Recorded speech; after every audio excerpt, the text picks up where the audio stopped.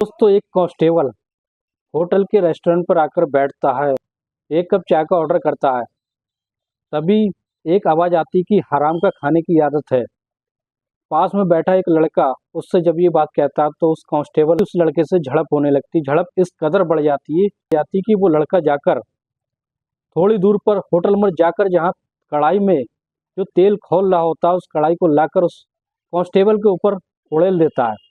Constable की हालत इतनी जर्जर हो जाती है, इतनी खराब हो जाती है कि वो अपनी जान बचाने के लिए पुकार करने लगता है। तभी पास की भीड़ जो होती है वो इकट्ठा हो जाती है। ले जाने के बाद उसको एक हॉस्पिटल में भर्ती कराया जाता है। और दोस्तों, उसके इस घटना के बाद एक महिला और उसकी बेटी का कत्ल हो जाता है। तभी पुलिस जो होती है वो हरकत में आ जाती है और चारों तरफ से भगदड़ मच जाती है। माहौल इतना ज़्यादा खराब हो जाता है, तरफ से एसडीएम को घेर लेते हैं। एसडीएम जो होता है उसको कातिल पर कार्रवाई का आश्वासन देता है। तभी जो भी एक भीड़ होती है, भीड़ उनसे कहने लगती है कि इसको भी मारो। मीडिया रिपोर्ट के अनुसार भीड़ जो होती है एसडीएम पर हाथ छोड़ देती है, 2-3 हाथ उस पर पड़ जाते हैं। तभी एक एक्टिव पुलिस वाला जो होता है उसको भीड़ से एसडीएम को खींच कर ले जाता है। किसी तरीके से एसडीएम की जान बच जाती है। आखिर दोस्तों माजरा क्या होता है जानते हैं। नमस्कार दोस्तों, क्राइम स्टोरी में आपका स्वागत है।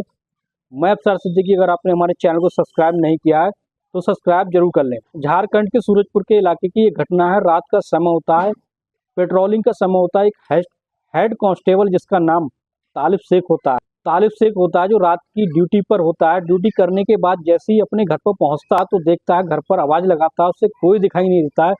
लेकिन उसके घर का सामान जो होता है बिखरा पड़ा होता है और कुछ ब्लड जहाँ तहाँ बिखरा पड़ा होता है। लेकिन उसे कुछ समझ नहीं आता है, वो बहुत ज़्यादा परेशान हो जाता है। उसकी बीवी जिसका नाम मेगू शेख होता है और उसकी बेटी आलिया जो लगभग 16 साल की थी, वो भी दोनों लापता होते हैं। वो पुलिस में इस बात की जानकारी देता है।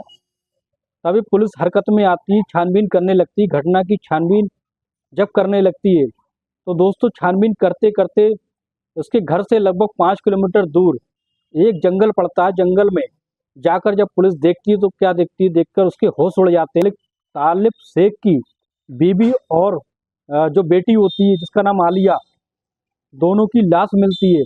नग्न अवस्था में दोनों की लाशें मिलती हैं। जब लाशें बरामद होती हैं, इस बात की जब खबर मोहल्ले पड़ोस की और दूर दूर के लोगों में फैल जाती है तो जनता में आक्रोश आ जाता है। मोहल्ले पड़ोस वाले लोग जो होते हैं वो आक्रोश में आ जाते हैं। आने के बाद वो उसको थाने को घेराव करते हैं और इस तरीके से एसडीएम वहां पर आता है आश्वासन देने के लिए कि जिसने भी ये किया उस पर कार्रवाई होगी। जैसे ही कार्रवाई का वो आश्वासन भीड़ जो होती है इतनी उग्र हो जाती है और कहती है कि मारो उसको भी। 2-3 हाथ जो होते हैं वो एसडीएम पे पड़ जाते हैं। पुलिस वाला जो एक्टिव पुलिस वाला जो होता है एसडीएम को खींच के ले जाता है। और अगर वो खींच के नहीं ले जाता सही समय पर तो इस घटना के शिकार जो होते हैं वो एसडीएम साहब भी हो जाते हैं। मीडिया रिपोर्ट के अनुसार ये पता चलता है कि मोहल्ले पड़ोस वाले लोग जो होते हैं, कुलदीप साहू नाम का एक व्यक्ति होता है, बड़ा दबंग टाइप का होता है। उसकी जो कबाड़े का कारोबार होता है, उसकी छवि होती है बहुत ज़्यादा खराब होती है। पूरे शहर में जो चोरी का माल खरीदता है, इसलिए पुलिस जो होती है उससे बहुत ज़्यादा परेशान होती है। मोहल्ले पड़ोस के लोग भी उससे परेशान होते हैं कि चोरी का वो काम करता था। वो दबंग टाइप का होता है, का नाम होता है संदीप साहू। वो भी अपनी दबंग टाइप में जिंदगी काट रहा होता है। मोहल्ले पड़ोस वाले लोगों का ये कहना होता है कि जो कुलदीप साहू जो होता है कांस्टेबल तालिब शेख के घर पर रात में आया था और उसकी बीवी बच्चे को तलवारों से हमला किया। हमला करने के बाद उसको घसीट कर कार में बिठाकर ले गया। फिर पता नहीं उनके साथ क्या किया।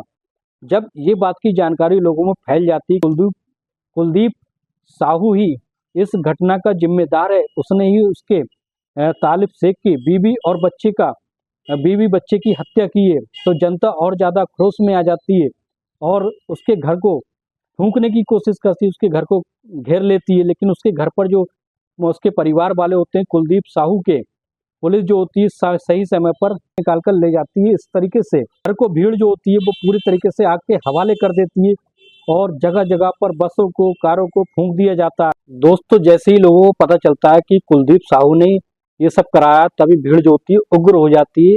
उग्र होने के बाद उसके कारखाने को फूंक देती है। कारखाना जो सबसे बड़ा कबाड़ी होता है शहर का, उसके फूंक देती है, तभी प्रशासन हरकत में आ जाता है और उसको प्रशासन जो होता है इतनी तेजी से काम करता है कि बलरामपुर वो भागने की तैयारी कर रहा था, लेकिन बलरामपुर में पुलिस जो होती है उसको पकड़ लेती है। इसके बाद प्रशासन के सामने पेश किया जाता है, वो अपने गुनाह को कबूल कर लेता है। अब इस तरीके से दोस्तों अब उनको कोर्ट में उनको सजा हो जाती है। सजा होने के बाद दोस्तों जब मामला शांत हो जाता है